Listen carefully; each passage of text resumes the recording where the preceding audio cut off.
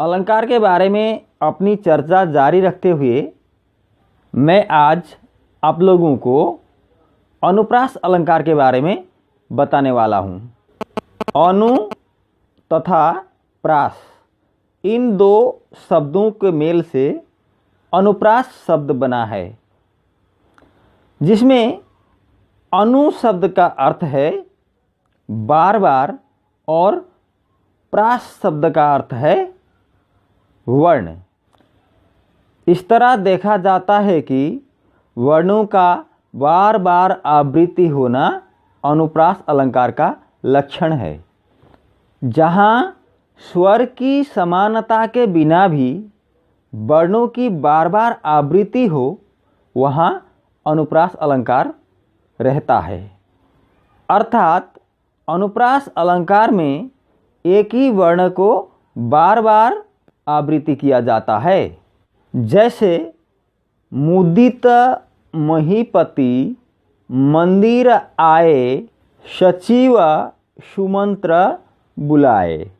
ये जो काव्यांश है, इसके पहले पद में म वर्ण की आवृत्ति और दूसरे पद में स वर्ण की आवृत्ति बार बार हुई है तथा एकाधिक बार हुई है और एक संगीतात्मकता यहाँ पैदा हुआ है।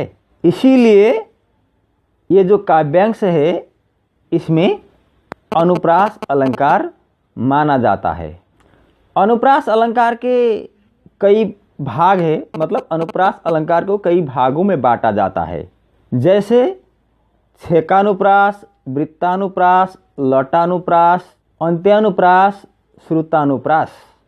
जहाँ स्वरूप और क्रम से अनेक व्यंजनों की आवृत्ति एक अथवा अनेक बार होता है, वहाँ छेकानुप्रास माना जाता है। वृत्तानुप्रास में एक व्यंजन की आवृत्ति अनेक बार होती है।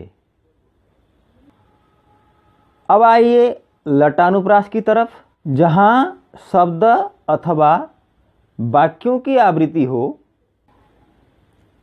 उनका अर्थ भी एक हो,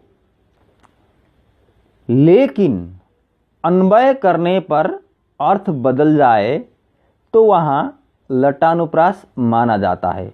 अब अंत्यानुप्रास के तरफ आइए। यहाँ हमें क्या दिखाई देता है? छंद के चरणों के अंत में आए हुए वर्णों में समानता पर अंत्यानुप्रास होता है।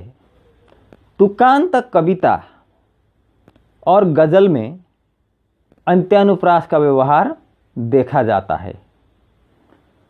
और जहाँ कानों को मधुर लगने वाले वर्णों की आवृत्ति हो, वहाँ श्रुतानुप्रास माना जाता है।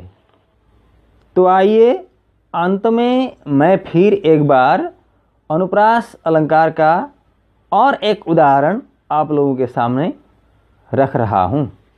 चामरसी, चंदनसी, चंदसी, चांदनी चमेली, चारु चंद्र सुघर है। इस काव्यांश में च वर्ण की आवृत्ति कई बार हुई है, इसलिए यहाँ अनुप्रास अलंकार है। तो आप लोग ने अनुप्रास अलंकार समझा होगा। धन्यवाद।